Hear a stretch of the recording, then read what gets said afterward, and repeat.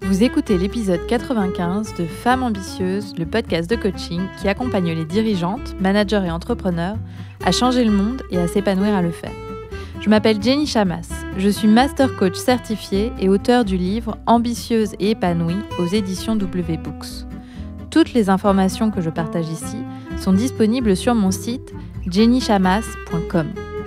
Abonnez-vous au podcast sur la plateforme de votre choix et recevez tous les mardis le nouvel épisode. Si vous appréciez ce podcast, partagez-le avec les femmes que vous aimez et qui pourraient en bénéficier. Et vous pouvez aussi me laisser un avis 5 étoiles sur la plateforme de votre choix. Mille merci.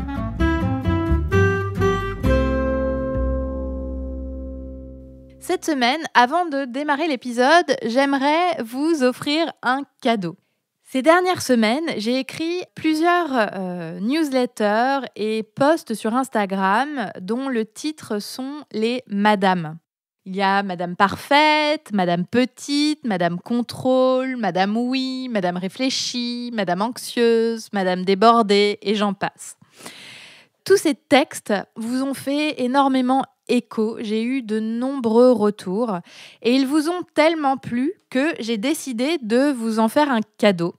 J'ai créé un e-book en réunissant tous ces textes qui sont autant de lecture et d'analyse de vos situations et d'outils pour vous aider.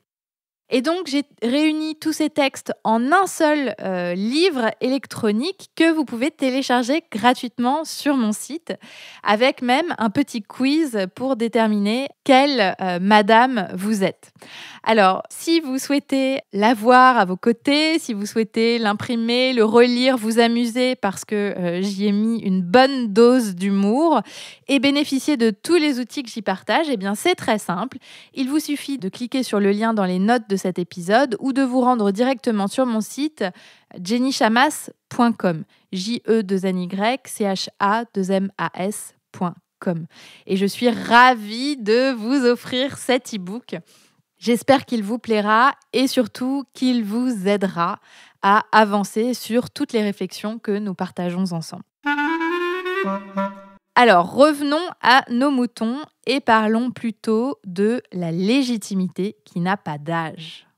Vous a-t-on déjà pris pour une stagiaire alors que vous siégez au CODIR ?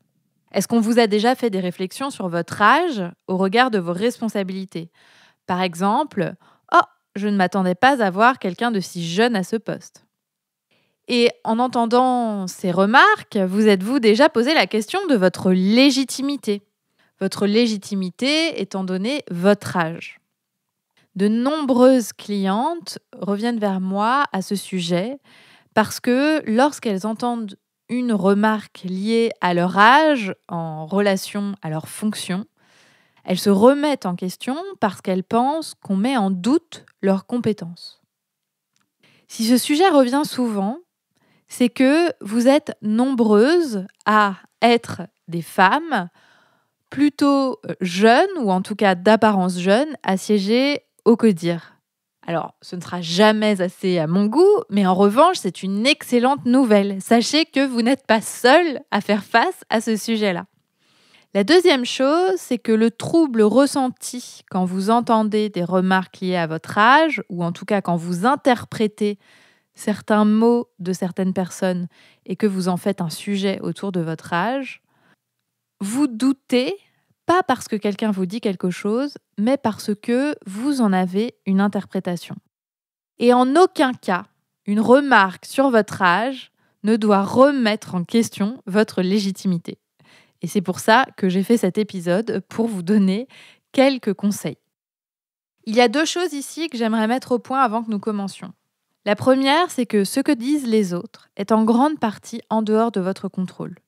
C'est pourquoi je vais dans cet épisode surtout m'intéresser à votre propre zone de contrôle. Ce que vous pensez, ressentez et comment vous réagissez.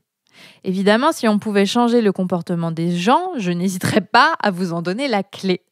La deuxième chose ici que je veux clarifier, c'est que je ne parle pas de remarques à caractère raciste et sexiste. Évidemment, je suis bien consciente que cela existe. c'est un drame que cela existe encore. Et même si vous ne pouvez pas contrôler le comportement des autres, dans le cas de remarques racistes et ou sexistes, je vous conseille de ne pas laisser passer, de répondre, de vous protéger et de vous faire accompagner.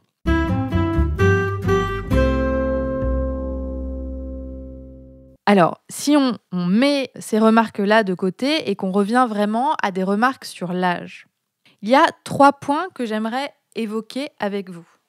D'une part, les remarques en tant que telles, d'autre part, ce que vous en pensez, et enfin, votre façon d'agir. Les remarques sont une succession de mots, ni plus ni moins. Ce sont des circonstances neutres. Quand on vous dit que vous êtes stagiaire alors que ce n'est pas le cas, c'est une circonstance neutre. Autrement dit, cela ne dit rien de vous, mais cela dit beaucoup de la personne qui exprime cette pensée, de ses filtres d'analyse, de son conditionnement social, de sa vision des postes de direction, de ses fantasmes de la direction. Je pense qu'il est intéressant de se demander, à votre avis, qu'est-ce que c'est d'être jeune ? Quelles limites posez-vous ? À partir de quel âge on est encore jeune et à partir de quel âge on est plus jeune ? Donc, à partir de quel âge on peut devenir légitime ? Ce serait combien pour un codir ? C'est 35, 36, 37, 40, 45 ? Combien pour un comex ? Quand on commence à se poser la question en ces termes, on voit bien que c'est absurde. L'âge n'a pas d'importance. Ce qui compte, c'est le résultat. Ce n'est pas le nombre de rides sur votre visage. Alors, quand une remarque vous atteint, quand vous vous sentez atteinte parce que quelqu'un vous prend pour une stagiaire ou quelqu'un vous dit « Ah, mais vous êtes jeune pour ce que vous faites », eh bien, je vous suggère de vous protéger avec la cloche en verre. Vous voyez ces cloches en verre qui protègent soit le fromage ou qu'on met au-dessus d'objets pour les protéger. Vous mettez cette cloche en verre sur vous-même et vous laissez la remarque rebondir sur la cloche pour qu'elle ne vous atteigne pas. Rappelez-vous que ce ne sont que des mots. Ce sont des circonstances neutres. C'est quelqu'un qui exprime une opinion sur votre âge. L'âge n'est qu'un chiffre. C'est peut-être aussi un nombre de rides et de cheveux blancs, mais ce n'est rien d'autre que ça. Et cela ne détermine en aucun cas votre légitimité. Sauf que le doute et l'illégitimité naissent quand vous pensez quelque chose de cette circonstance neutre. Ce n'est pas la remarque d'une personne qui vous fait douter, c'est ce que vous choisissez d'en penser. Et bien souvent, je constate qu'on donne trop d'importance aux mots des gens. Pourquoi choisir de penser qu'ils remettent en question vos compétences quand la seule chose qui a été dite, c'est « vous êtes jeune ». La personne en face pense peut-être effectivement que vous êtes quand même un peu jeune pour avoir un poste à si grande responsabilité. Mais elle pense peut-être aussi « Waouh, c'est impressionnant de réussir aussi jeune ». Au fond, vous ne savez pas vraiment ce qu'elle pense. Et même si vous saviez, et même si, admettons, qu'elle pense que vous êtes trop jeune pour être à votre poste, pourquoi donner raison à cette personne si au fond, vous pensez qu'elle a tort ? La légitimité ne vient pas de l'extérieur. La légitimité ne vient pas des opinions des autres. Votre légitimité naît de ce que vous pensez de vous-même, des résultats que vous produisez dans votre travail et de la façon que vous avez d'accomplir votre mission. Donnez-vous assez de crédit pour autoriser les autres à se tromper sur vous ou pour pouvoir vous dire des choses qui vous semblent inconfortables sans que cela ait de conséquences sur votre confiance en vous. Je vais vous donner un exemple personnel.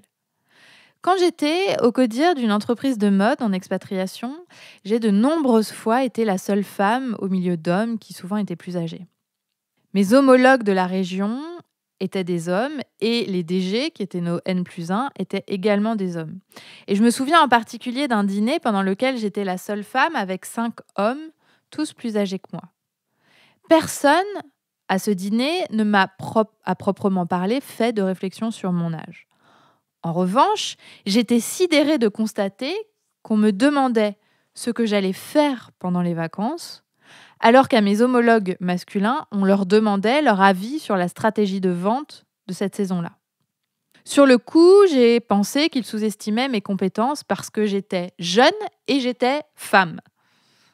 Je ruminais intérieurement sur l'injustice, je doutais de moi et j'avais peur de dire une bêtise.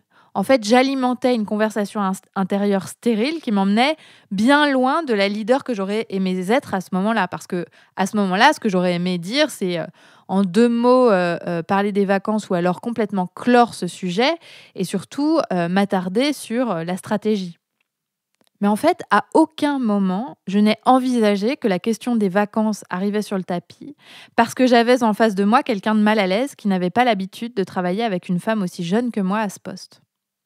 À aucun moment, je me suis dit que cette question était neutre et ne disait absolument rien de moi ni de mon âge, mais absolument tout de la personne en face de moi. Au fond, cette question, elle parlait simplement de vacances. J'avais le loisir, si je voulais, de ne pas répondre à cette question et de ramener le sujet à nos moutons, à savoir la stratégie. Mais à ce moment-là, je ne l'ai pas fait parce que je doutais intensément de moi. Et je doutais parce que j'avais cette conversation intérieure qui me disait que si on me parlait des vacances, c'est que on estimait que j'étais pas capable de parler de stratégie.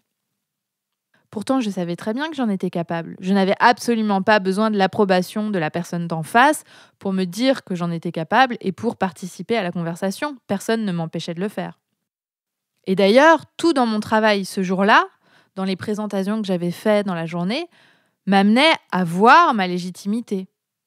Avec le recul, je vois bien que mes pensées ont complètement pris le dessus sur la question qu'on m'a posée à ce dîner. Et cette conversation intérieure que j'ai alimentée m'a emmenée bien loin de la leader que je voulais être et bien loin de la légitimité que je me suis construite grâce à mon travail.